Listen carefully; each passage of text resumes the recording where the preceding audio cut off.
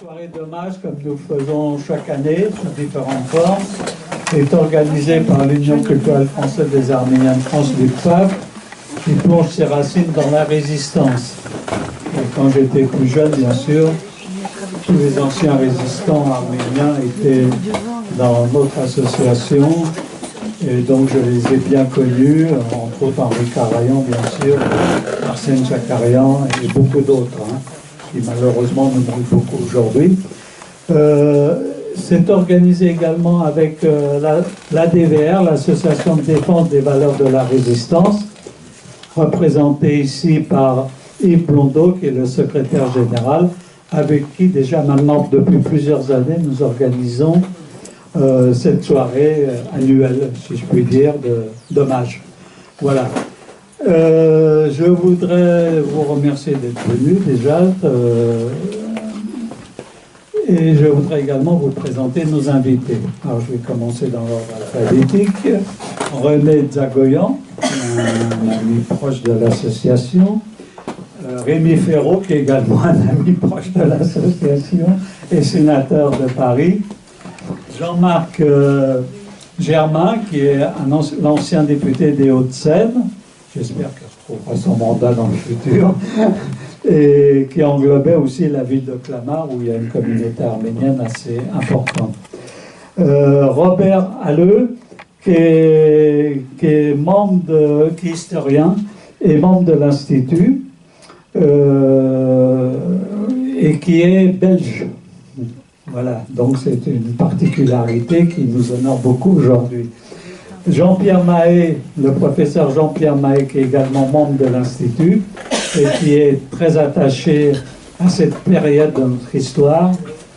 Et il a reculé même d'une semaine son départ en congé pour être présent aujourd'hui.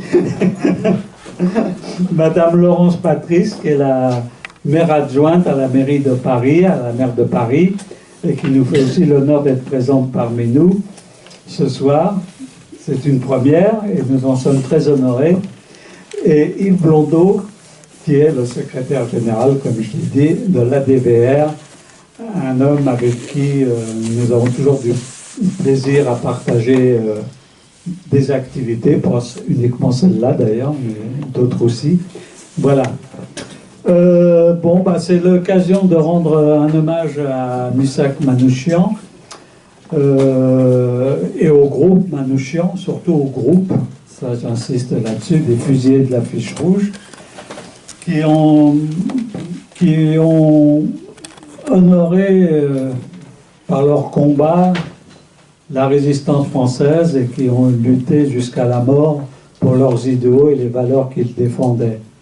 Nous leur devons beaucoup sur le plan de la liberté, de la libération de la France, de la démocratie. C'est tous ces combats qu'ils ont menés en arrière-plan, qu'ils n'auront malheureusement pas connus après la défaite des nazis. Voilà, je vais sans tarder laisser la parole à Jean-Marc Germain, qui est le premier signataire de l'appel lancé en 2014 pour l'entrée au Panthéon de Missak Manouchian. Voilà, et donc je vous laisse la parole. Merci pour l'organisation de cette commémoration. Alors quand on en a parlé ensemble, on aurait aimé faire ça le 21 février, et puis il y avait une autre cérémonie, notamment une cérémonie religieuse en l'honneur du groupe Manouchian, et donc on a un peu décalé, mais le cœur y est. Peut-être je vais vous expliquer un peu d'où vient cette initiative et pourquoi, avec René Dzagoyan, que j'ai rencontré dans ma circonscription en 2013, je pense, cette idée a germé, puis ensuite a pris forme sous la forme d'une association pour la panthéonisation du groupe Manouchian, puis d'initiative auprès notamment du président de la République pour que cette panthéonisation avait lieu. C'est d'abord une histoire de rencontre en ce qui me concerne avec la communauté arménienne de Clamart, comme vous le disiez, dont j'étais député, et puis j'étais aussi vice-président du groupe d'amitié France-Arménie à l'Assemblée nationale, et j'avais été frappé lors d'une commémoration le 21 février par le très beau discours d'une jeune femme qui devait avoir 18 ans à l'époque, dont j'avais trouvé que les valeurs républicaines, les valeurs morales et au fond l'universalité du combat à travers la commémoration du groupe Manouchian, mais aussi, puisque cette jeune femme faisait partie de l'AJAF, je ne sais pas si elle en fait toujours partie, parce que depuis elle a pris quelques années en plus, se battait effectivement pour la pénalisation du génocide des Arméniens. Et j'avais trouvé que la beauté, l'universalité de ce combat rejoignait beaucoup de mes propres valeurs, et c'est un peu comme ça que l'histoire est née. Il se trouve que cette jeune femme s'appelle Anouche Toranian, et avant de s'appeler Anouche Toranian, elle s'appelait Anouche Zagoyan. D'ailleurs, il y a eu une bagarre pour le nom de famille. Ensuite, j'ai rencontré René, et est née cette initiative. Et je ne vais pas être très long, mais vous dire que d'abord, il était très important, comme vous l'avez dit, que ce soit une initiative qui concerne tout le groupe Manouchian, même si vous avez compris mon amour pour la communauté arménienne, qui s'est retrouvée ensuite dans bien d'autres combats, notamment pour l'Artsar et pour les différents conflits qui ensuite se sont étendus à l'Arménie. Mais c'est vraiment la volonté que ce soit un geste universel, avec deux significations. Une signification qui sont liées d'ailleurs, une signification de dire, au fond, faisant en sorte que le Panthéon accueille ce groupe, dont le leader est Missak Manouchian, de dire que la France, c'est une communauté de destin et pas une communauté d'origine. Parce qu'au fond, le premier point commun de toutes ces femmes et ces hommes qui composaient le groupe, c'est qu'ils étaient arrivés à un moment en France. Ils y étaient venus, au fond, par amour de la devise de la République, liberté, égalité, fraternité.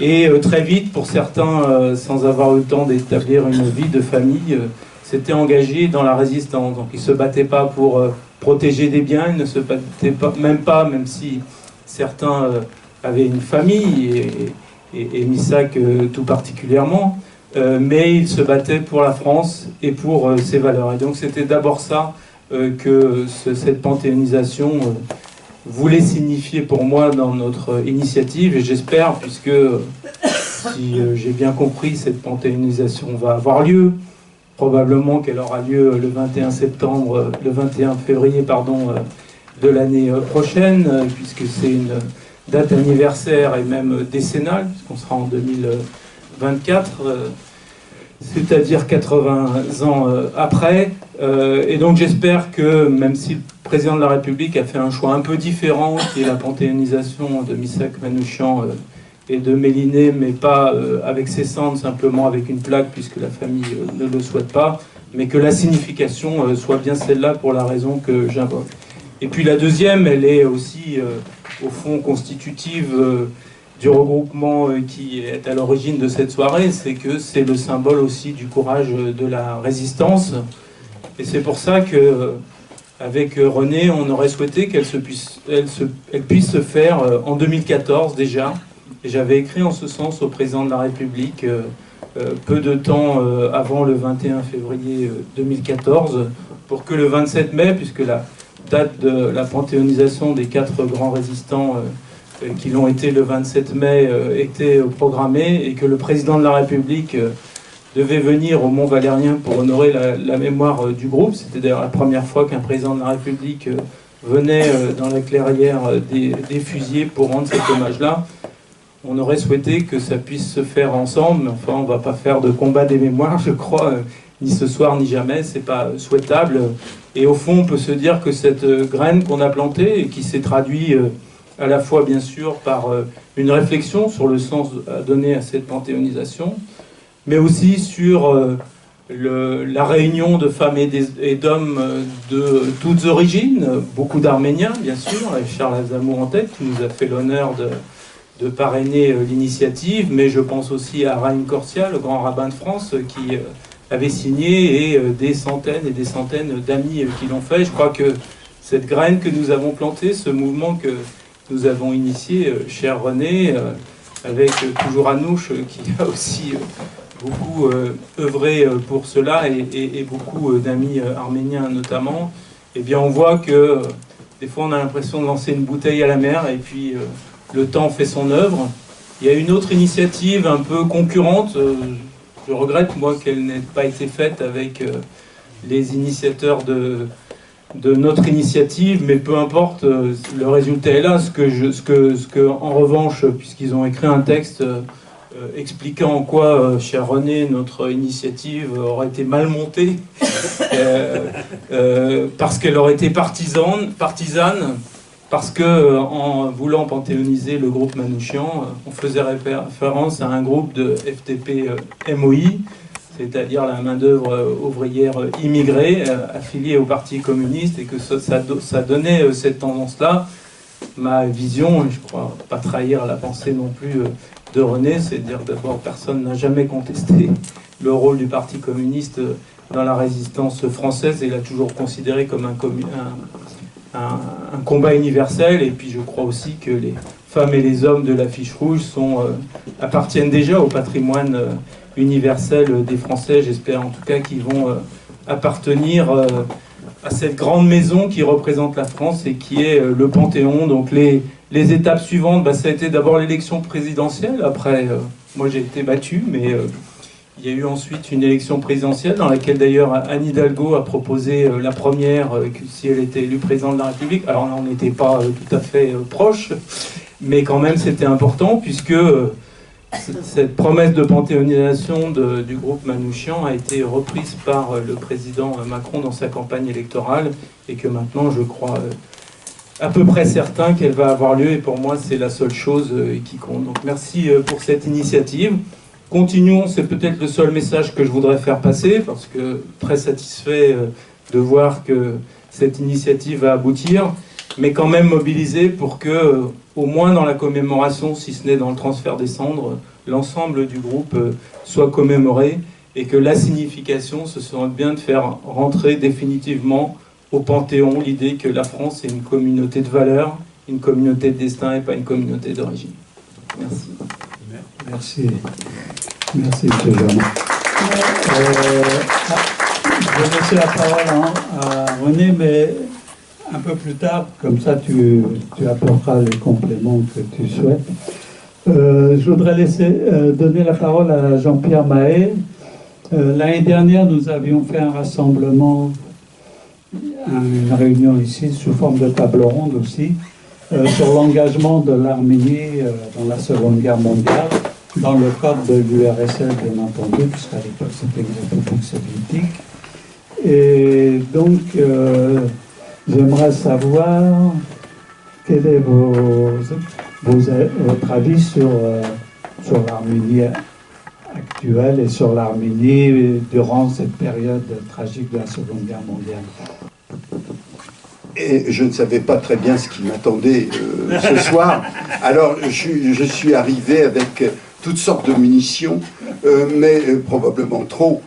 Mais ça fait rien, parce qu'il y aura d'autres commémorations, j'imagine. Alors, il y avait trois points qui m'intéressaient dans la soirée de ce soir. Je vais essayer de les résumer. Si vous voulez, puisqu'il s'agissait, je le savais, d'une démarche pour appuyer la pétition qui vient de nous être présentée, qui est si bien partie, me semble-t-il, eh bien, j'aurais voulu dire juste quelques mots tout simplement sur ce qui est écrit sur la porte du Panthéon. C'est pas pour en faire la réclame, mais il y a écrit « Aux grands hommes, la patrie reconnaissante ». Et donc, simplement, je voulais réfléchir à la signification. D'abord, il me semble que grands hommes signifie aussi grandes femmes. Hein. On l'a bien remarqué récemment, grâce à Simone Veil, grâce à Joséphine Baker, et bien entendu, elles n'étaient pas les premières, il y en a eu d'autres, et il y en aura d'autres. Et je dirais que la familiarité que Luc Pfaff a avec le groupe Manouchian, Manouchian, je veux dire, et avec, je dirais, les milieux de résistance où il y a eu des mariages entre les différentes communautés qui se sont jointes à ce mouvement, donne une familiarité, enfin une importance particulière, peut-être à certaines des femmes qui ont été, sinon, enfin, plus qu'associées, je peux dire, à leurs époux. Le deuxième point, c'est que je voulais dire qu'est-ce que ça veut dire grands hommes, hein? C'est-à-dire, ça ne veut sûrement pas dire les surhommes, au sens où l'entend Nietzsche, n'est-ce pas? Parce que ces surhommes, ils cherchent à, en quelque sorte, non seulement à surpasser ou à déborder l'humanité, mais aussi à dominer ceux qu'ils ont appelés les sous-hommes, c'est-à-dire les personnes ordinaires. Hein. Au contraire, le but des grands hommes, ou la caractéristique des grands hommes, c'est qu'ils ont voulu élever tout le monde, c'est-à-dire ils ont été eux-mêmes d'un très grand niveau et ils ont appelé, ils se sont servis de leur force pour élever l'humanité tout entière. Et ça, c'est un point très, très important. Et comment ils l'ont élevé? Et ils l'ont élevé, je dirais, non pas par la force, ni par une réussite matérielle, ni par une réussite, je veux dire, financière, mais ils l'ont élevé par une force spirituelle. Et je voudrais faire remarquer que derrière le Panthéon, il y a un autre grand homme qui est caché derrière le Panthéon, pas dans le Panthéon, mais de l'autre côté de la rue Clovis, n'est-ce pas, dans l'église Saint-Étienne-du-Mont, qui est Pascal, n'est-ce pas, et qui ne demande pas d'ailleurs à rentrer au Panthéon. Enfin, je ne pense pas qu'il puisse en être question. Mais Pascal a dit quelque chose d'extraordinaire. C'est-à-dire qu'il a comparé, si vous voulez, les différentes qualités humaines. C'est-à-dire, évidemment, il y a des savants, il y a des intellectuels, il y a des artistes. Et puis, il y a les gens qui ont de la solidarité pour leurs semblables. Et il a dit que, alors lui, il ne disait pas solidarité, il avait un langage un peu vieilli, il disait charité, n'est-ce pas? Mais il a dit quelque chose de très important, c'est que le plus petit acte de solidarité humaine dépasse toutes les œuvres de l'esprit.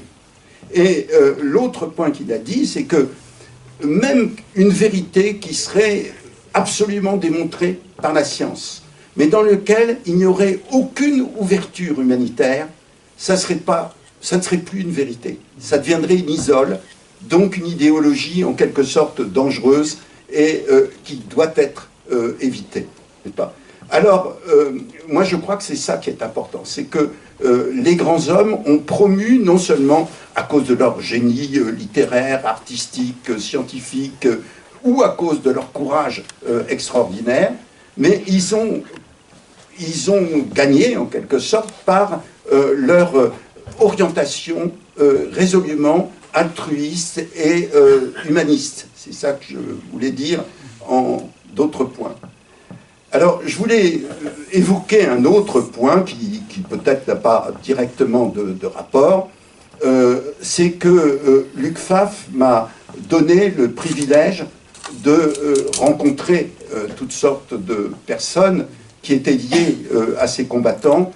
J'ai été tout à fait ébloui de les rencontrer, et je me rappelle que au cinquantenaire de Luc Pfaff, qui avait lieu place de la République, j'ai été présenté à Méliné Manouchian, que j'ai vu à ce moment-là, avec qui j'ai pu un petit peu m'entretenir. Et si vous voulez, le destin était un petit peu assez cruel, puisque quelque temps après, pas très longtemps après, j'ai la date exacte dans les papiers que je ne sors pas pour le moment, eh bien, Arsène Tchakarian m'a dit elle est morte, il y aura une cérémonie officielle, il y a un représentant du ministre qui sera présent à ces funérailles. Est-ce que vous voulez dire quelques mots sur le cercueil? Alors, j'ai retrouvé, si vous voulez, le discours que j'avais prononcé il y a 34 ans. À ce moment-là, j'étais en 89. Il y a 34 ans, il me semble que c'était au mois de novembre. Et voilà, j'ai essayé d'expliquer le fait que le privilège des héros, c'est de reposer non seulement dans leur tombe, où que soit cette tombe, au Panthéon ou ailleurs, mais aussi dans la pensée de tous ceux qui les ont connus de près, et puis quand les générations passent, n'est-ce pas, qui ont pu admirer leur œuvre, et qui continuent de l'admirer et de la commémorer. Et ça, c'est en voyant, comment dire, Mélinée Manouchian, j'avais une impression étrange, c'est-à-dire il me semble qu'elle avait un regard très clair et qu'elle était encore éblouie, on peut dire, par la gloire de celui qui avait été son compagnon, et que on sentait la présence de celui-ci, invisible de celui-ci, quand on la voyait. Alors, j'ai gardé le texte, bien entendu, mais je ne vais pas vous le lire parce que ça serait trop long. Et puis, le troisième point que je voulais dire, c'était une des conférences que nous avons eues à l'UCFAF, peut-être en 2012 ou 2013, où nous avons vu un très vieux professeur de lettres, monsieur Serge Lavoine, nous commenter la lettre de Missak Manouchian et la lettre et le poème de Louis Aragon. Et alors, ce qui donnait un relief particulier aux commentaires de ce vieux professeur, n'est-ce pas, c'était qu'il avait été étudiant pendant la guerre, et donc pendant l'année scolaire ou universitaire 1943-1944, le programme de l'agrégation, c'était Polyeucte, la tragédie de Corneille. Vous avez Polyeucte qui est le martyr arménien qui a donné son nom au premier monastère arménien de Jérusalem, qui se trouve aujourd'hui encore, Saint-Polyeucte, qui se trouve aujourd'hui encore près de la porte de Jaffa, à Jérusalem, et où il y a une très grande mosaïque qu'on appelle la mosaïque aux oiseaux, n'est-ce pas, où on lit en lettres arméniennes à tous les Arméniens dont Dieu est seul à connaître le nom. Et si vous voulez, c'est un contraste, en quelque sorte, à mes yeux, hein, entre ce texte-là, Dieu est seul à connaître leur nom, et le deuxième livre de la Bible, c'est-à-dire, voici les noms des fils d'Israël qui quittèrent l'Égypte avec Moïse. C'est-à-dire, il y a dans l'héroïsme arménien une collectivité, une collectivité anonyme qui est tout à fait frappante. Regardez combien il y a de groupes de martyrs arméniens. Hein, les Vartanank, les Atomiank, vous connaissez les noms de ces groupes. Et on ne sait même pas les noms des individus, n'est-ce pas, qui se sont produits. Et alors, Monsieur Lavoine, puisque c'était son nom, qui était étudiant à ce moment-là, beaucoup de ses camarades participaient à la résistance et ont été tués, n'est-ce pas? Et alors, le professeur qui était chargé d'expliquer Polyeucte, au lieu de commencer par exposer une documentation du XVIIe siècle, je vous rappelle, on était en 43-44, hein, sous l'occupation, il a commencé, devant ses élèves, à lire des lettres de fusillés. Et ces lettres de fusillés étaient assez semblables. Enfin, c'était des gens qui ne s'étaient pas concertés, bien entendu. Ils avaient été arrêtés, fusillés, etc.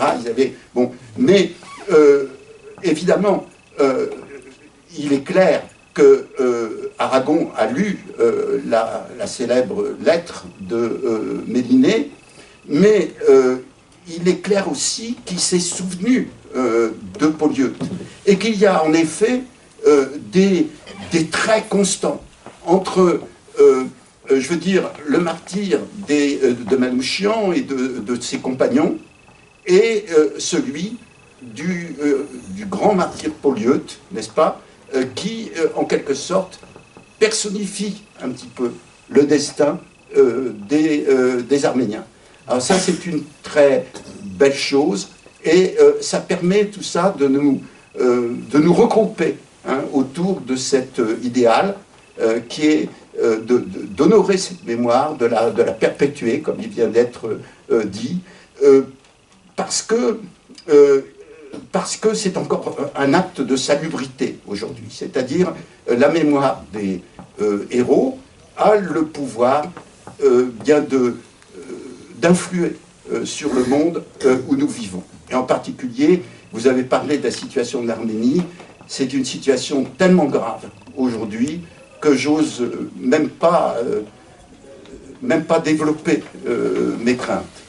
J'espère que la mission européenne qui a été envoyée va pouvoir effectivement apporter des rapports qui obligeront les Turcs et les Azéris à comprendre, qu'on leur fera comprendre que s'ils continuent de se comporter de cette façon, ils seront pestiférés dans le monde libre. C'est vraiment le cas où l'on est. Et évidemment, bon, les Arméniens sont toujours, les Hayastansi, ceux qui habitent l'Arménie, sont toujours d'un courage absolument renversant. Mais voilà, je suis très inquiet, et je pense que c'est bien le moment de reprendre des forces en commémorant le groupe Manouchian.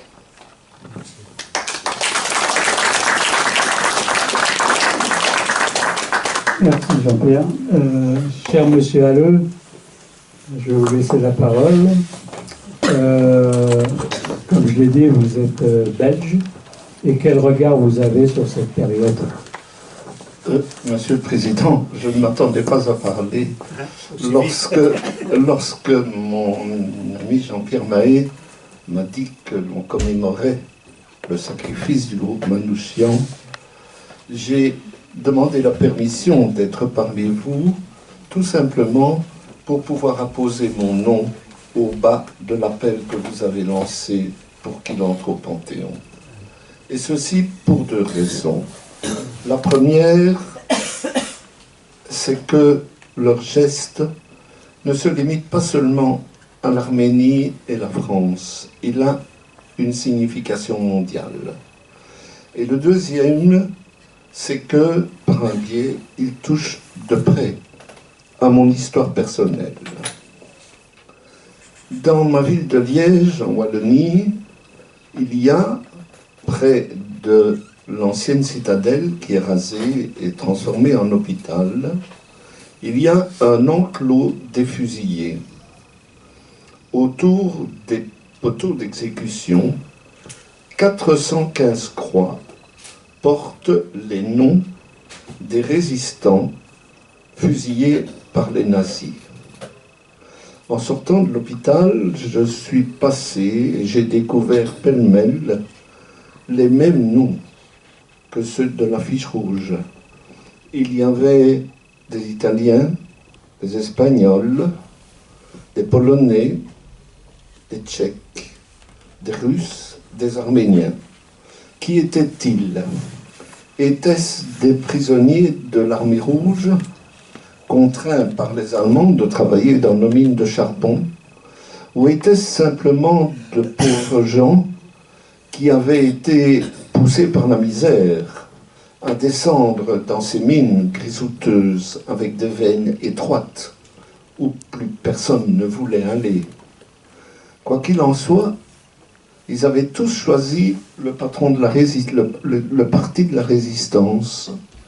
Et au fond de la mine, il n'y avait pas d'étrangers. Les étrangers, mais nos frères pourtant, dit le poème, n'est-ce pas? Ils étaient tous noirs, de la poussière de charbon. Il n'y avait pas d'étrangers dans le village où j'ai vécu. Ils étaient tous égaux devant l'éboulement, devant le grisou. Ils étaient tous côte à côte parce qu'ils savaient qu'ils appartenaient au même peuple, celui des opprimés, celui des exploités. C'est dans ce milieu-là, celui des mineurs et des métallos, que je suis né et que j'ai vécu, que j'ai grandi, parmi des travailleurs de toutes les nationalités qui travaillaient dans les houillères et dans la métallurgie.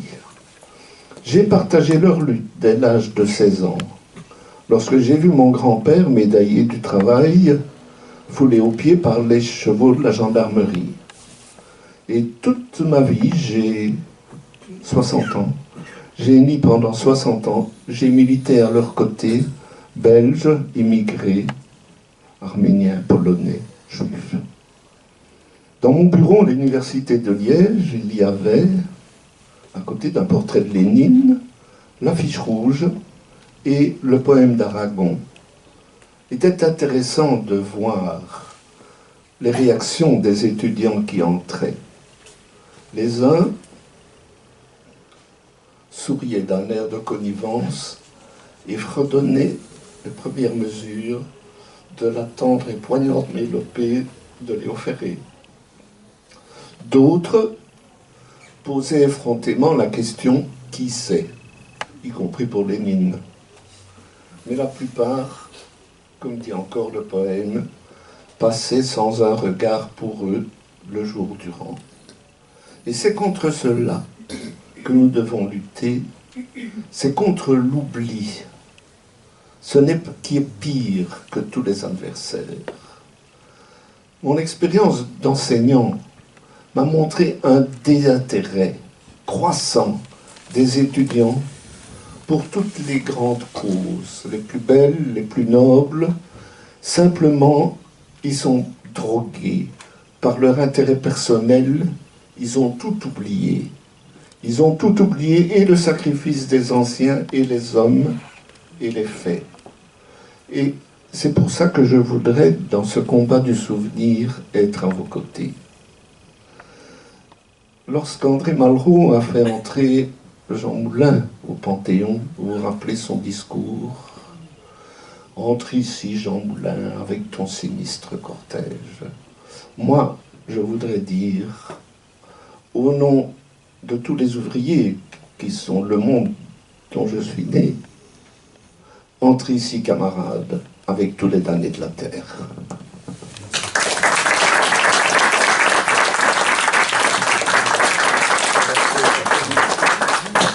Alors, merci pour ces belles paroles.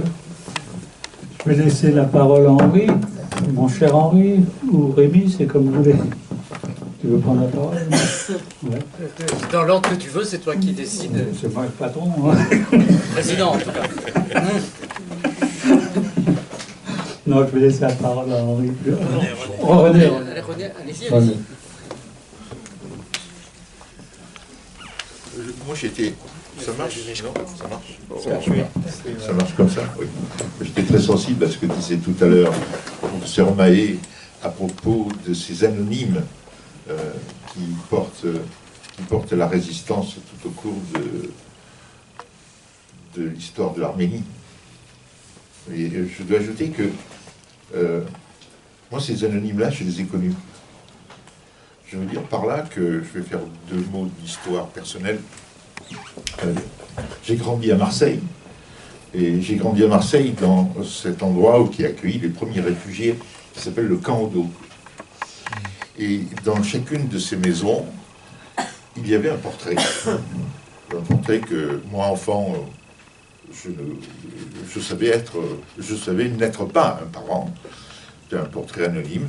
C'était ce personnage-là qui était affiché dans toutes ces maisons de réfugiés. Et au fur et à mesure du temps, j'ai compris, en grandissant dans ce milieu composé de la JAF et de l'UFA, puisque c'était les organisations qui étaient les nôtres en ce temps-là, j'ai compris qui était ce personnage et ce qu'il représentait. Et au fur et à mesure du temps, j'ai vu les générations se succéder aux générations, c'est-à-dire à mes grands-parents succéder mes parents, qui eux-mêmes ont porté le souvenir de Manouchian. Et mes parents ont transmis cette mémoire à ma génération, à moi. Et ma génération l'a transmis à la génération suivante.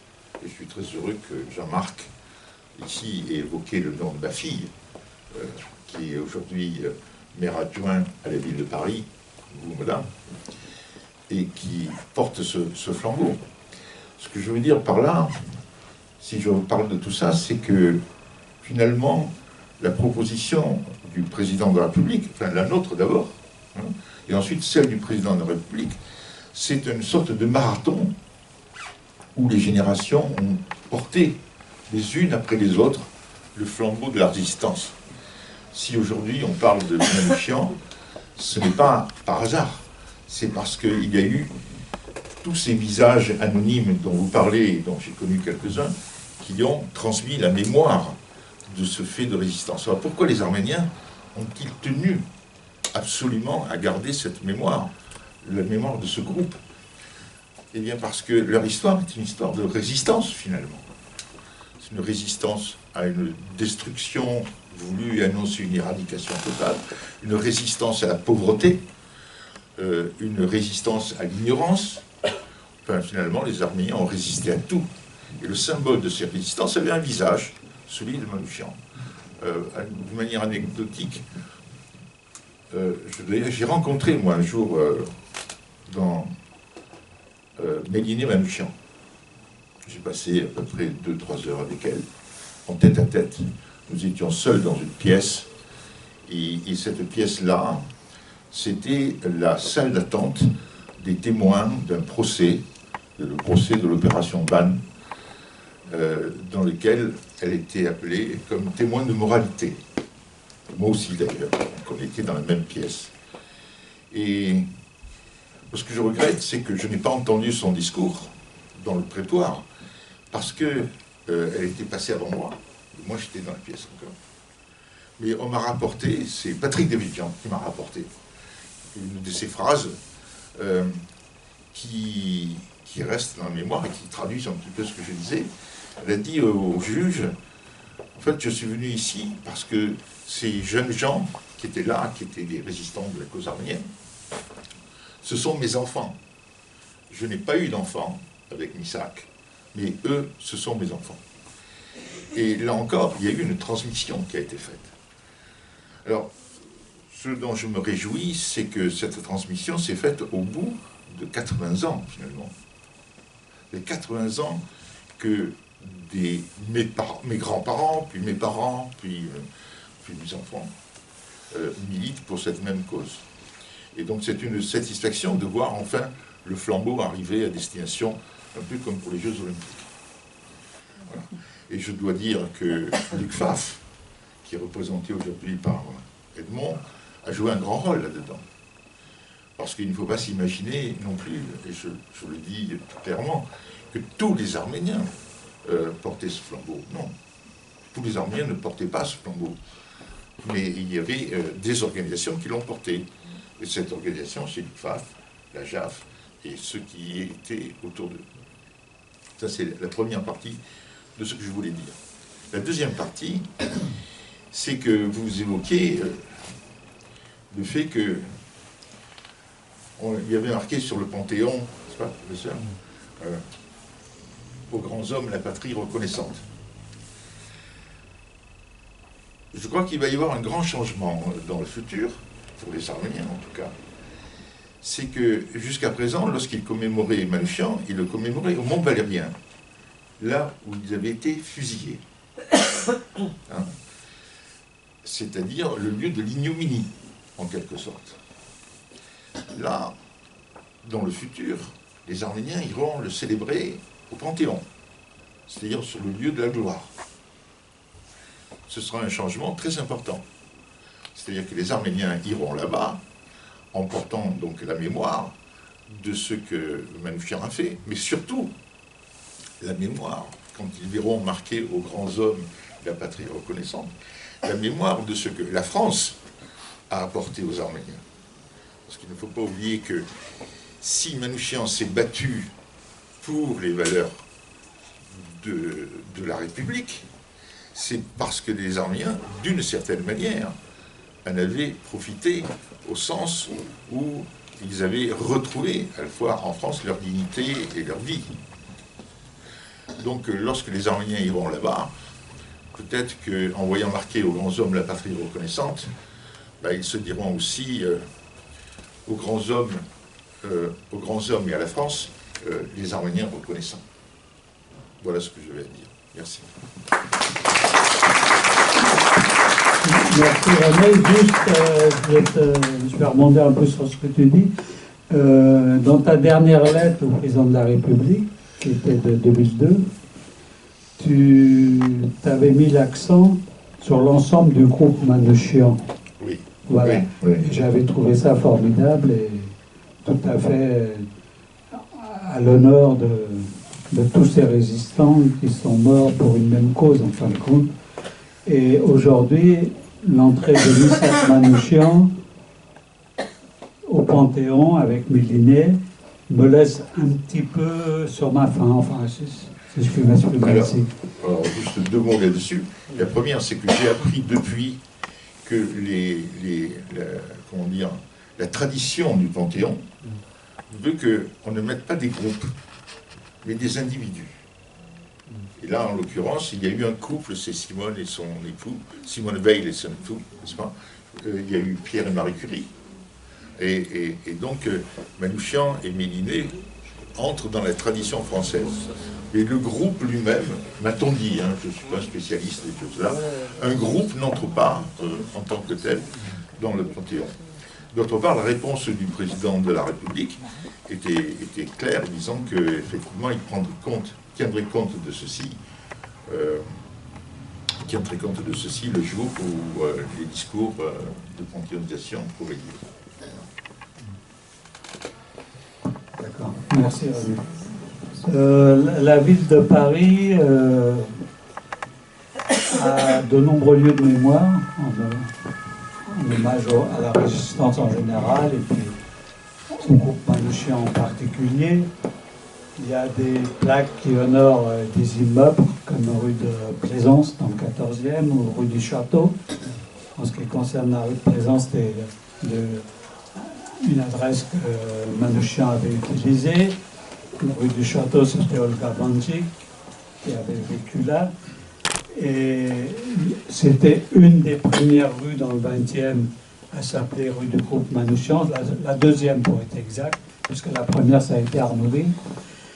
Et de nombreux lieux de mémoire marquent la ville de Paris par le passage de ces résistants qui ont contribué aussi à sa libération.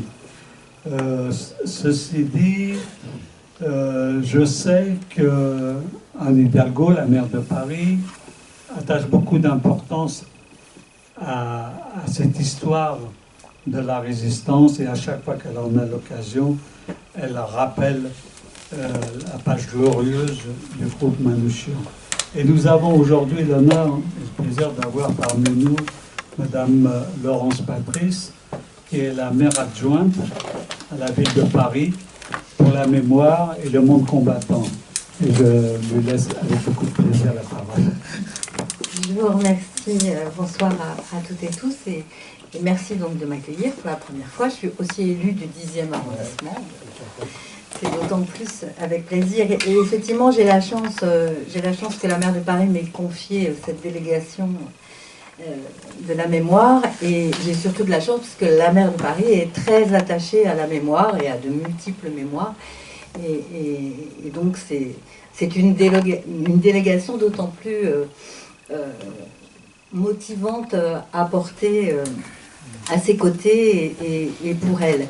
Et comme vous l'avez dit, et avant moi d'ailleurs Catherine de Charrier, qui était aussi adjointe à la mémoire dans le mandat précédent, nous avons à cœur de faire en sorte que Paris reflète cet esprit de résistance et son histoire et sa mémoire, et tout particulièrement évidemment la maire de Paris a souhaité continuer à porter la mémoire du groupe Manouchian. Et comme vous le savez, il y a énormément de lieux, vous le signaliez, nous étions avant-hier, hier, dans le rue du Surmelin, où il y a aussi cette très belle fresque qui a été dédiée, qui représente Missak Manouchian. Mais après, il y a eu même un groupe d'habitants, de locataires privés qui ont un petit jardin partagé et qui ont tenu à ce qu'il y ait une autre fresque. Donc là, c'est vraiment du domaine des habitants. Et donc, il y a une fresque qui représente Méliné, qui est d'ailleurs superbe. Et nous avons fait un petit peu le parcours devant la plaque, la première plaque qui était la rue, qui baptisait la rue du groupe Manouchian. Et puis ensuite, nous sommes allés aussi devant les fresques. Et donc, justement, Anne l'a d'ailleurs dit lors de son discours pour les vœux, un des grands vœux pour la mémoire, un vœu qu'elle portait en ce début d'année, c'était justement de voir aboutir cette demande auprès du président de la République.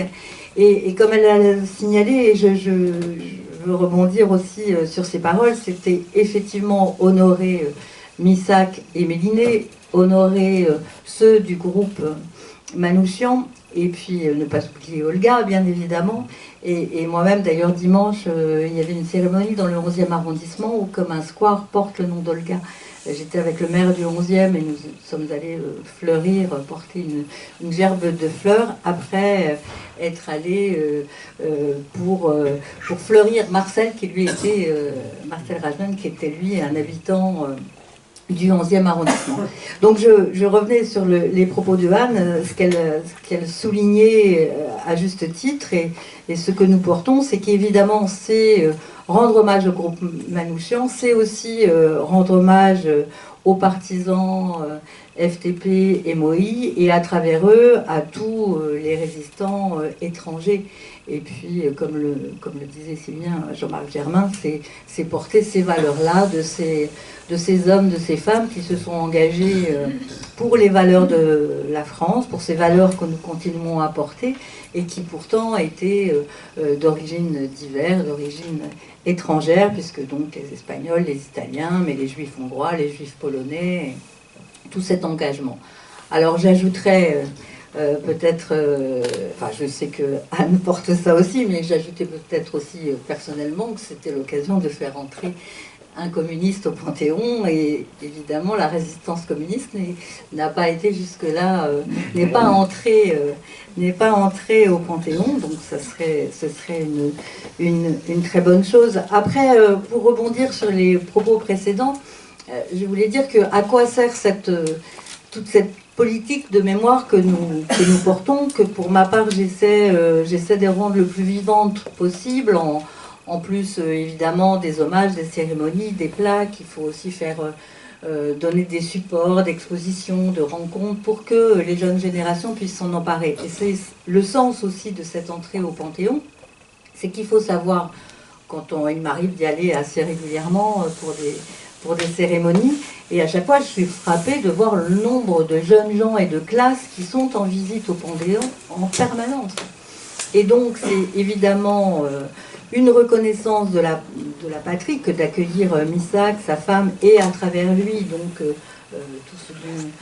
tous ces hommes et ces femmes étrangers qui se sont battus pour les valeurs de la France, qui ont choisi de se sacrifier pour notre liberté. Mais je pense aussi que c'est un outil formidable de transmission, puisque la mémoire n'a de sens que si elle est transmise, bien évidemment. Alors, je sais que justement la communauté arménienne, et ça a été rappelé par René, a cette force-là de transmettre de par son histoire et de transmettre ses valeurs et ses engagements. Mais il est important que dans ce lieu, que fréquentent tant de classes, on puisse justement, ils vont visiter le Panthéon, et donc ils pourront voir vraiment cet accueil fait à la mémoire de ces hommes et ces femmes qui portaient ces valeurs. Et ce que je souhaitais aussi ajouter, c'est que dans ce cadre-là, il faudra donc utiliser ce support du Panthéon pour pouvoir transmettre mieux dans les écoles cette histoire. Parce que c'est vrai que c'est quand même pas ce qui est le plus raconté aux jeunes enfants, il me semble. Voilà, c'est tout ce que je voulais dire. Merci. Merci beaucoup, Laurence. Il me reste à laisser la parole à mon ami Rémi Ferraud. Voilà. Merci Edmond. La libre antenne. Alors moi, oui, c'est pas la première fois que je viens, je suis un peu le local de l'étape. Et écoutez, je dis, qu'est-ce que je peux bien ajouter à ce qui a été dit. Mais en fait, la réponse à laquelle, la question à laquelle il faut que nous répondions, c'est l'entrée au Panthéon, la panthéonisation, à quoi ça sert? En quoi c'est juste? Et également à quoi ça sert aujourd'hui? Et je pense que l'ensemble des interventions sont très complémentaires parce qu'elles montrent en quoi c'est juste d'être fidèle à une mémoire, d'empêcher son oubli, même si moi j'ai le sentiment que la mémoire de Missak Manouchian est toujours très présente. En réalité, c'est toujours très fragile, peut-être le temps passant également. Peut-être que j'ai l'impression que cette mémoire est forte parce que je suis comme Laurence, comme Jean-Marc, nous sommes des élus parisiens.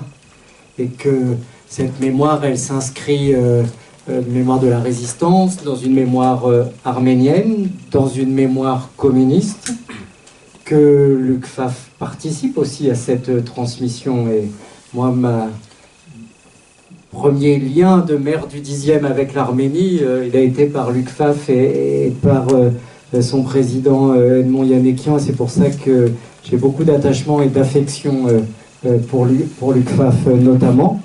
Mais ça s'inscrit aussi dans une mémoire parisienne et de l'Est parisien. Alors le 20e, bien sûr, mais je pense que voilà, l'ensemble de nos quartiers de l'Est parisien participent de cette mémoire et nous y sommes fidèles. Mais peut-être que voilà, dans l'ensemble du pays, il y a cette connaissance est de plus en plus limitée. Donc, plus d'un demi-siècle aussi après l'entrée de Jean Moulin au Panthéon, qui je crois a marqué les esprits et traversé les générations. Je n'étais pas né à ce moment-là, mais les gens ont le discours, les paroles de Malraux en tête, les images en tête, et cela compte dans l'histoire nationale. Donc, une panthéonisation qui est complémentaire, qui donne aussi, permet de faire entrer l'ensemble de la résistance au Panthéon. Et puis, à quoi ça sert aujourd'hui? Je pense qu'on l'a dit par différentes interventions, différents moments dans vos interventions. Ça compte dans la mémoire, dans la transmission de cette mémoire, et on est à un moment, 80 ans après, 79 ans, mais l'année prochaine, 80 ans après, un moment essentiel de transmission. C'est le moment où l'oubli peut se faire davantage, et on le sent aussi quand on travaille sur la mémoire de la Shoah, avec la disparition des derniers survivants.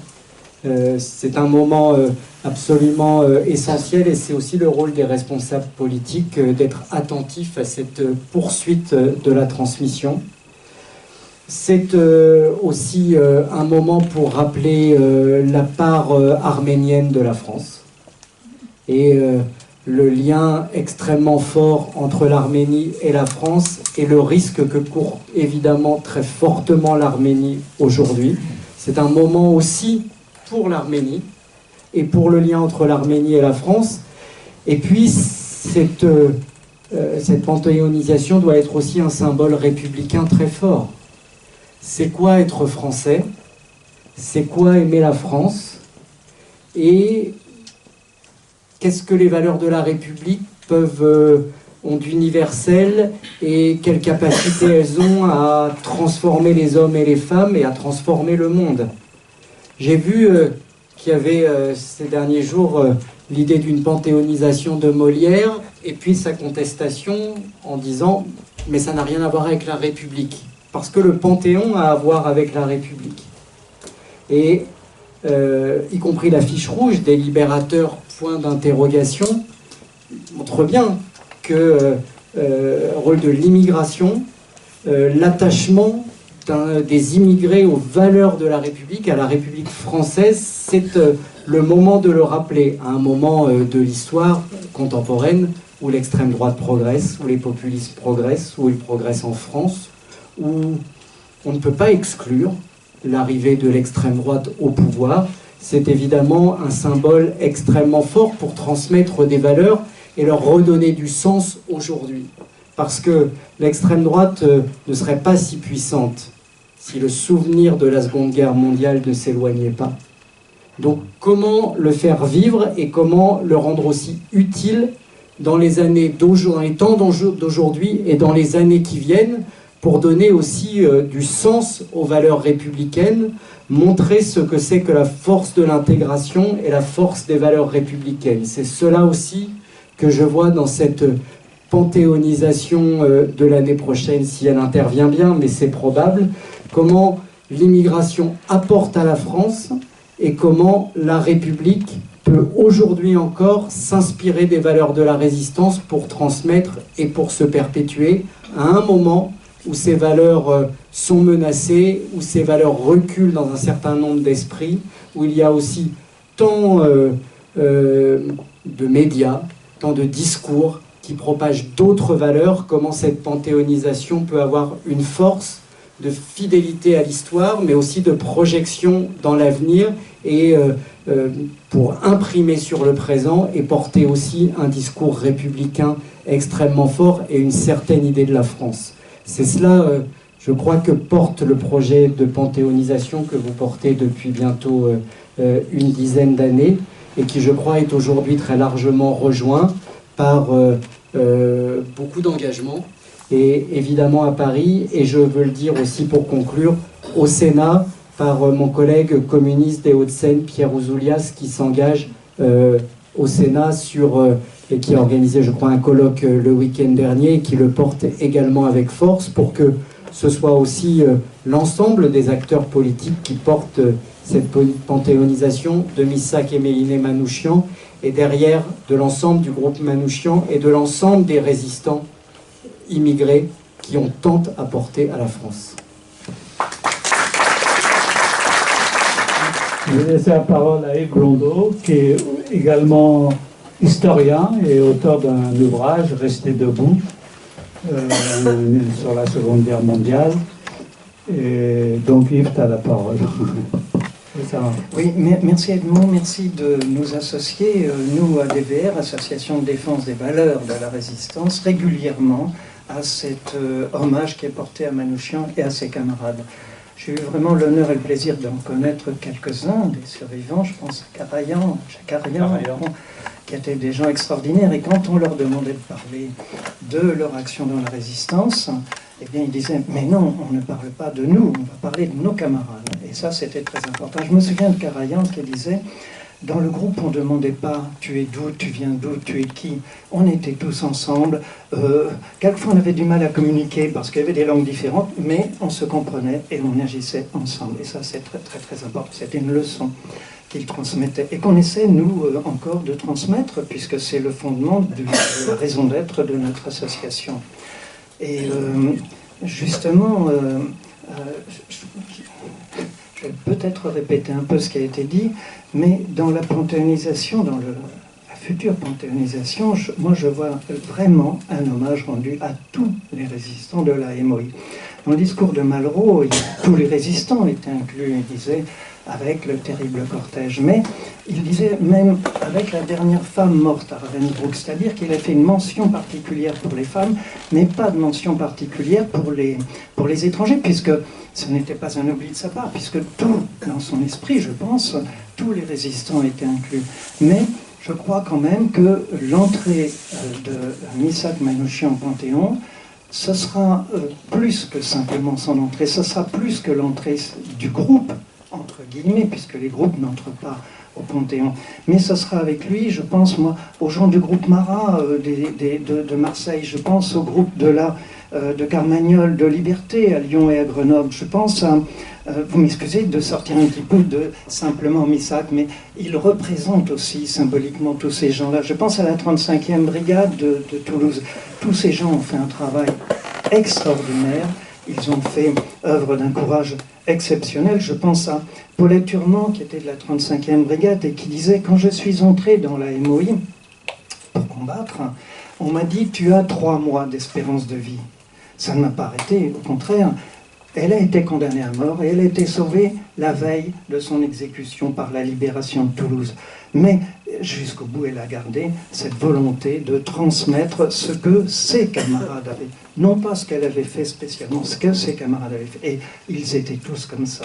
Donc après, avec cette panthéonisation, c'est tous ces gens de la MOI, comme vous l'avez très bien dit, qui seront, à mon avis, honorés et moins oubliés. C'est vrai que grâce à Aragon, grâce à Léo Ferré, et grâce à Luc Favre, bien sûr, mais ça reste dans un milieu limité, Luc Favre. On a entendu beaucoup parler du groupe Manouchian, mais très peu des autres. Et ce sera aussi l'occasion, je pense, de leur rendre hommage.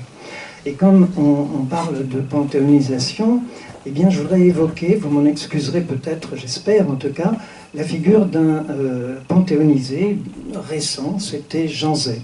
Jean Zay a été panthéonisé en 2015, si je ne me trompe pas. Et nous, à la DVR, nous allons consacrer le 6 mars prochain, lundi 6 mars, à la mairie du 20e, une soirée pour évoquer sa mémoire. Sa mémoire avait été largement évoquée lors de la panthéonisation, mais ça n'empêche que, comme on le disait, comme ça a été très bien dit, il faut toujours rappeler. Et nous allons présenter un film sur la vie de Jean Zay, la ville, son arrestation, son assassinat aussi par la milice. Et le débat qui suivra le film sera animé par Hélène Mouchard-Zay, qui est une femme extraordinaire aussi, qui fait un travail fabuleux pour la mémoire. Et donc, c'est pour ça que je dis, vous m'en excuserez, mais je l'espère, vous êtes tous et toutes ici invités à venir assister à cette séance qui, je pense, sera particulièrement importante, car Jean Zay reste malgré tout, je crois, très très méconnu, compte tenu de l'œuvre immense qu'il a fait, qu'il a réalisé comme ministre de l'Éducation nationale et des Beaux-Arts, et ça n'était pas la moindre des choses. Donc, j'espère, à lundi 6 mars, 16h, mairie du 20e. Merci. Merci. Je redonne la parole à Jean-Marc Germain. Voilà. Non, très rapidement, d'abord pour vous remercier les uns et les autres pour ce que vous avez dit, qui est vraiment l'esprit de cette initiative que nous avons prise et qui, René nous l'a rappelé, vient de loin.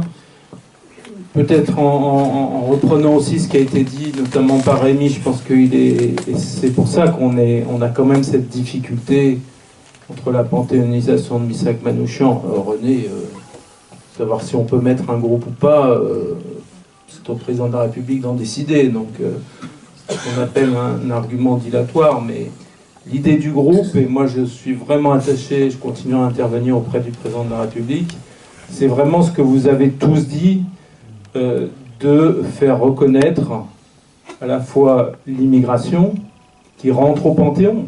C'est un groupe d'immigrés qui va rentrer au Panthéon. Et Rémi l'a très bien dit sur la signification de ça, et qui va faire comprendre aux Français peut-être le plus fortement en quoi l'immigration est consubstantielle de ce qu'est un pays, parce qu'ils sont morts pour nous. Et quand, moi, en tant que parlementaire, je faisais mes permanences tous les vendredis, et il y avait à cette époque notamment, vous savez, tous ces mouvements d'immigration, notamment liés à la guerre en Syrie. Et des gens venaient me voir, des femmes, des hommes qui cherchaient des logements et qui disaient « Mais on vous a entendu, monsieur Germain, parler... » À l'époque, notamment, on avait été tous traumatisés par la mort de ce petit garçon, Ilan Kurdi. je leur disais, je les faisais se mettre à la place de la famille en disant « Vous êtes bombardés, qu'est-ce que vous faites ?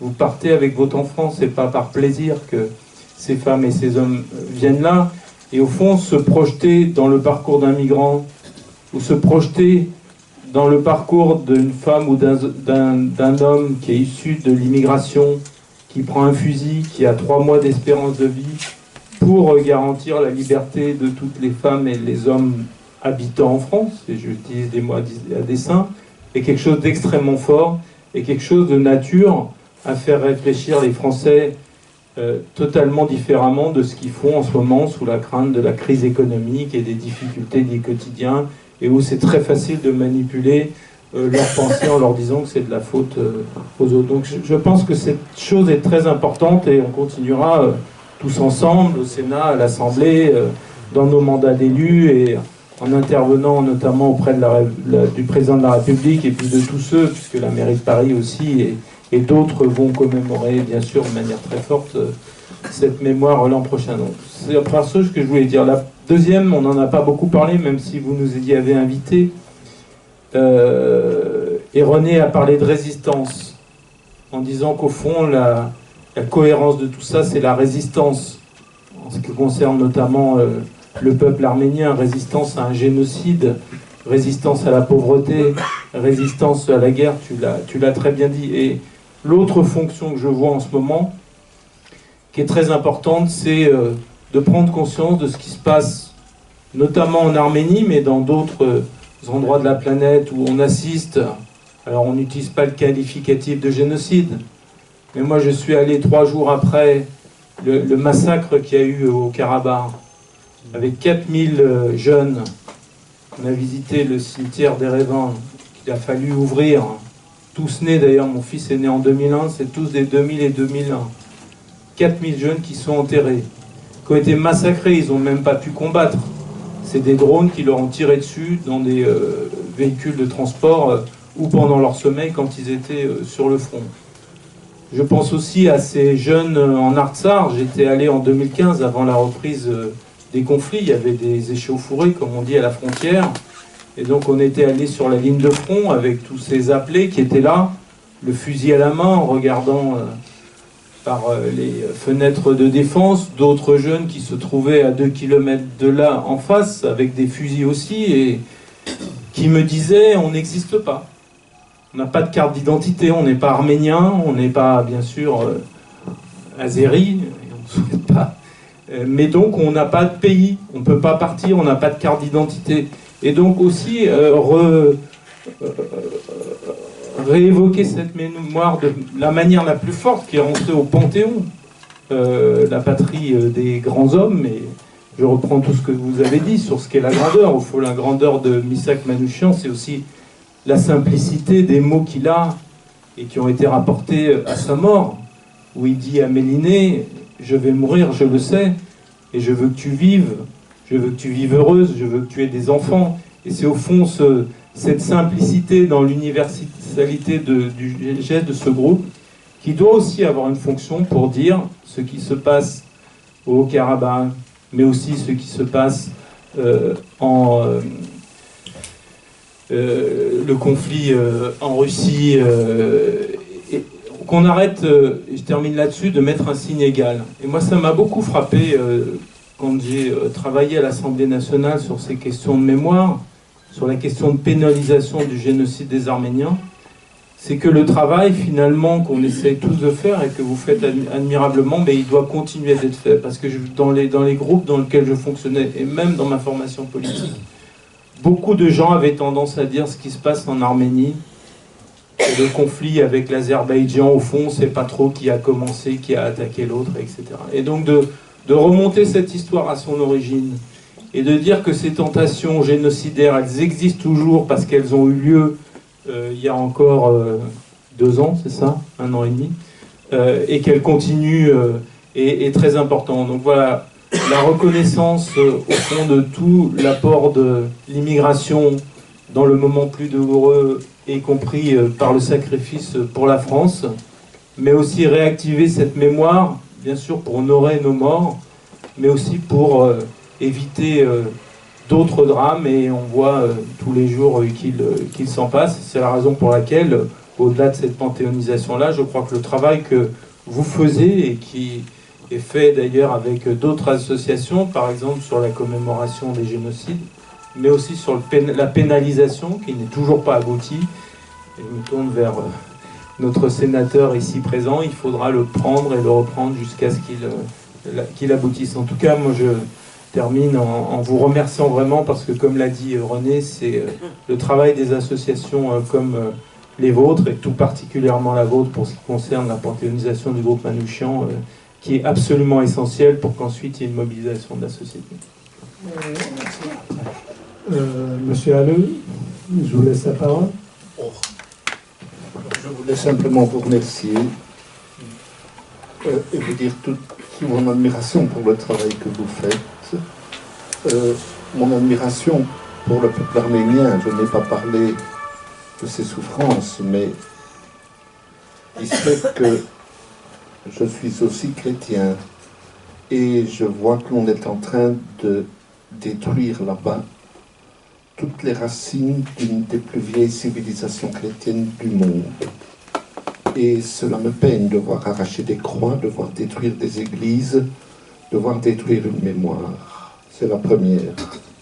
La deuxième, comme communiste, je dirais que c'est la première fois qu'un ouvrier entre au Panthéon. Et ça mérite d'être salué aussi. Merci. Laurent, un petit mot. Alors si on peut en rajouter aussi, c'est aussi un poète, puisque Missak était un artiste qui c'est en plus un ouvrier, mais qui avait cette envie d'éducation populaire, donc qui a été en auditeur libre, suivre des cours à la Sorbonne, qui s'est intéressé à la vie des lettres, à la vie des artistes autour de lui, et donc je pense que c'est aussi une belle image, hein. Et puis aussi, bien évidemment, lui-même ayant perdu ses parents, donc c'est faire rentrer aussi cette mémoire du génocide arménien par ce biais-là aussi au Panthéon. Et puis, si on veut même tirer le fil, je crois que quand il s'est retrouvé sans parents, Missak a été recueilli par des Kurdes. Et donc nous sommes dans un arrondissement, vous savez, très attaché à la communauté kurde et qui est évidemment très en douleur et en peine ces derniers temps, ces derniers mois, enfin depuis longtemps, parce qu'en fait ça fait 10 ans qu'ils n'ont toujours pas eu gain de cause sur le premier assassinat des 3 militantes kurdes. Et donc avec Rémi, nous sommes, et d'ailleurs avec aussi la maire de Paris, puisqu'elle est venue rue d'Anguin, juste après les derniers événements de ce mois de décembre.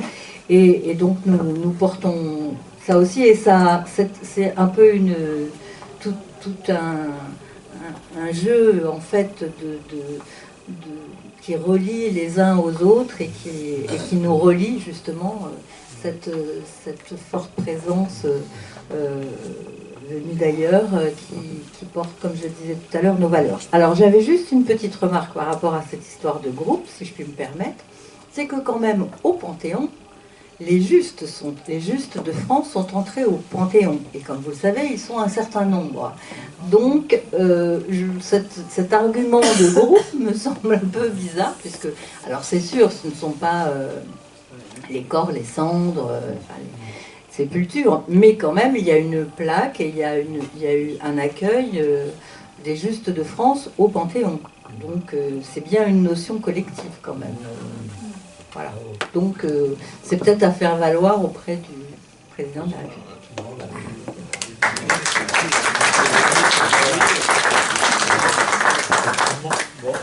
Bon, on va finir le tour de table et après, si des personnes veulent intervenir, c'est avec plaisir que nos invités, oui, je vais pas faire ça. Nos invités vous répondra à vos questions. Vas-y, René. Oui, je voulais juste dire un mot pour souligner le fait que, quoi qu'on en dise, Manouchian, c'est notre mémoire, c'est le passé. Et, Dans le micro. Oui, je disais, Manouchian, c'est notre mémoire, c'est le passé, c'est ce que nous avons en nous et qui est notre moteur, et qui a été transmis. Cette transmission, aujourd'hui, je pense qu'elle se fait en Arménie. Manouchian s'est battu contre le nazisme, il s'est battu contre ceux qui voulaient perpétrer l'éradication d'un peuple. Aujourd'hui, en Arménie, on se trouve dans une situation quasi analogue, en ce sens que les pays voisins ont cette même intention d'éradiquer les Arméniens de là où ils sont. Ils ne s'en cachent pas.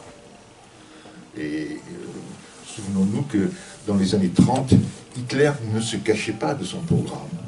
Il disait ouvertement que l'Allemagne et l'Europe devaient être vidées des Juifs. Aujourd'hui, on a un président azerbaïdjanais qui dit que la région doit être vidée des Arméniens, tout simplement. Où qu'ils soient, pas seulement en Assar, mais aussi dans le Surik et même en haut. Yerevan, pour le président azéri, est une ville azerbaïdjanaise. Et donc, sa politique consiste à reconquérir ce territoire, c'est-à-dire à éliminer les Arméniens de là où ils sont. Alors, pour s'opposer à cette politique, aujourd'hui, il y a d'autres Manouchians qui sont sur place. Ce sont des volontaires qui forment des commandos de volontaires, qui n'ont pas de ressources d'État, mais qui comptent sur...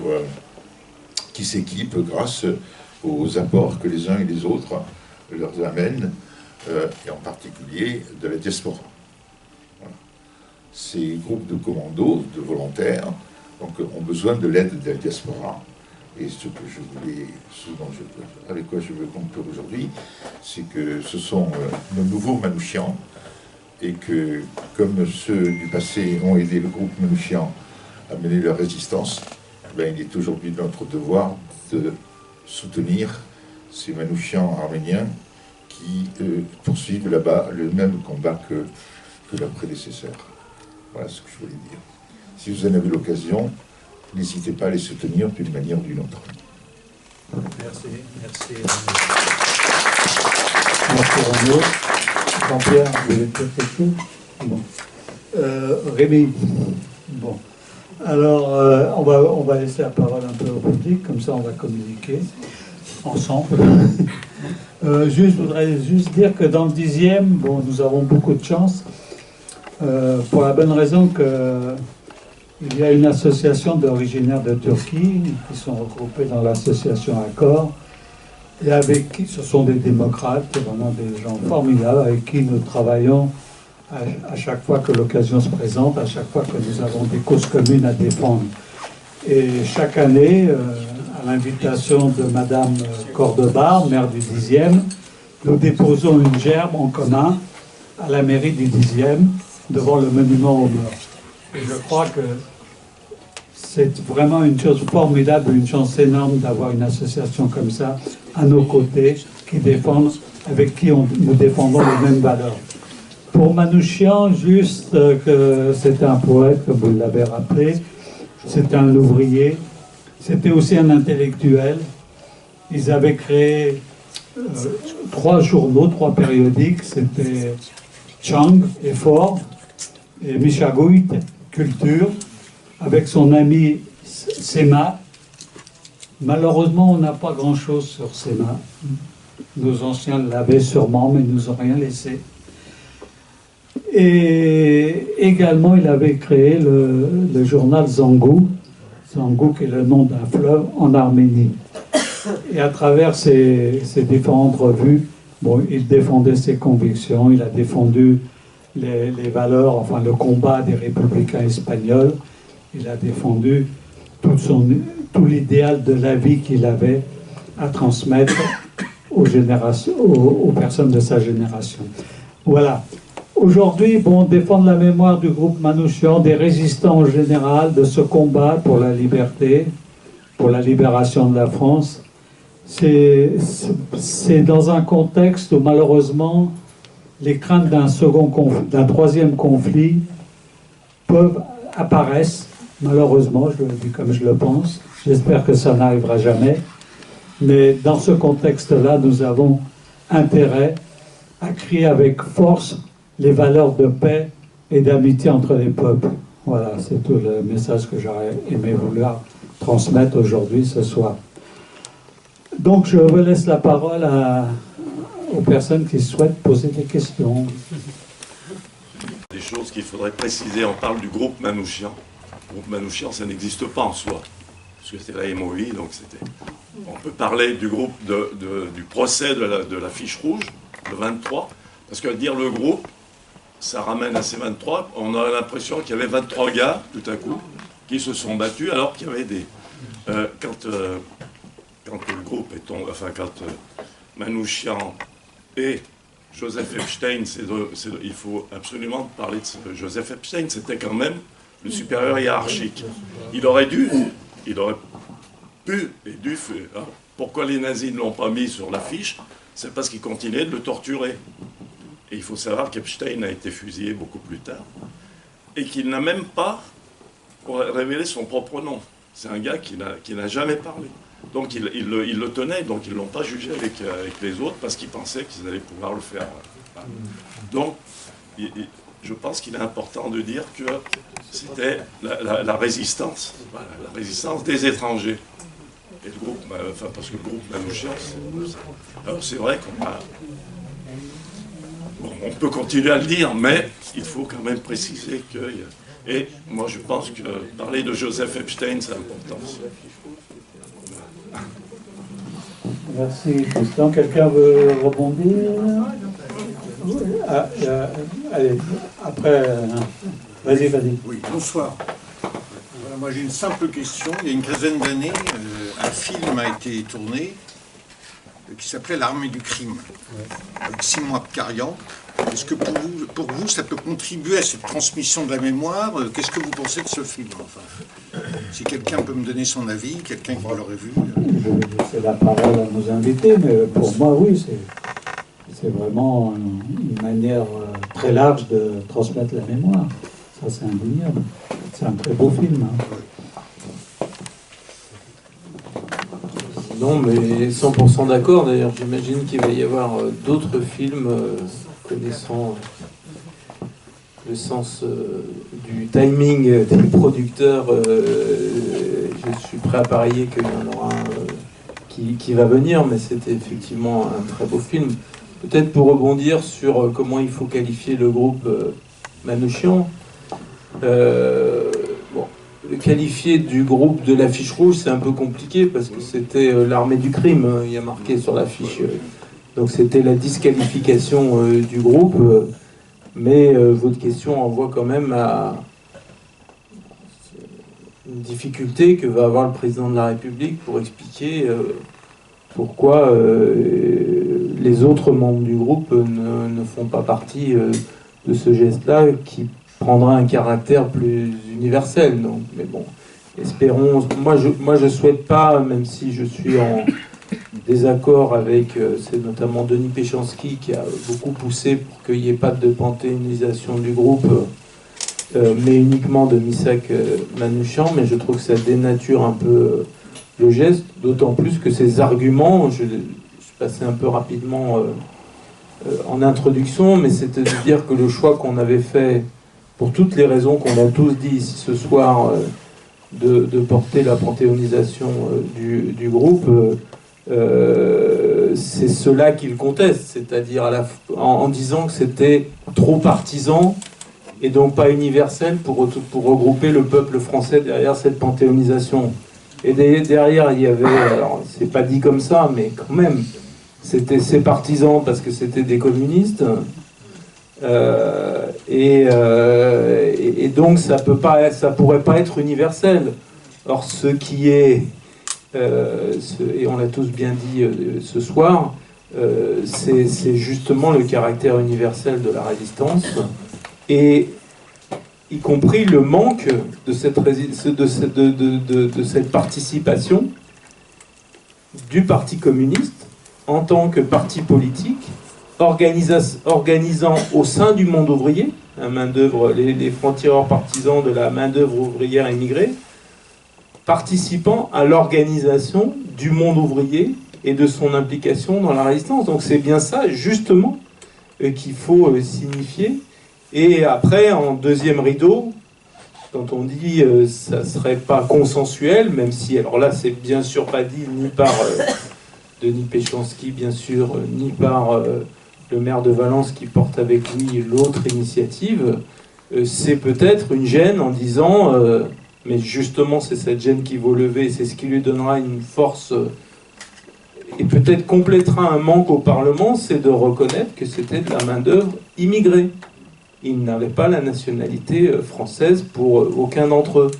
Et donc, il y a peut-être une crainte de dire qu'il y aura une contestation, notamment du Front National, mais même quand il y a eu Jean Zay dans la panthéonisation en honneur de la résistance, il y a eu aussi des polémiques qui ont été soulevées, mais c'est aussi ces polémiques qui permettent de réhabiliter une mémoire, mais je pense qu'il y a eu cette panthéonisation de Geneviève Antonios de Gaulle, de Germaine Tillon, de Claude Brossolette et de Jean Zay, et que donc c'est vraiment, et en tout cas moi j'œuvrerai, et nous tous, pour que les commémorations soient en ce sens, c'est vraiment au fond compléter et achever la portée universelle de la reconnaissance de la résistance qu'on essaie de faire. Il y avait 2 Français dans les 23. Oui, pardon. Mais aussi. Oui, je veux apporter une petite précision pour la question des Guédiguian. Il faut bien se rappeler un petit peu le contexte de l'époque où ce film a été conçu. Comme vous le savez, Guédiguian est communiste. Et que ces films ne sont pas idéologiquement neutres. Voilà. Et ces combats non plus. Alors, la question qui se posait à l'époque, je m'en souviens parce qu'on en avait parlé, c'était qu'il y avait un contexte où se posait comme la question la plus urgente à résoudre dans la République, c'est de savoir qu'est-ce que c'était que l'identité française. Alors, je n'y piluguerai pas sur les origines de cette polémique qui revient du Front National, etc., etc., etc.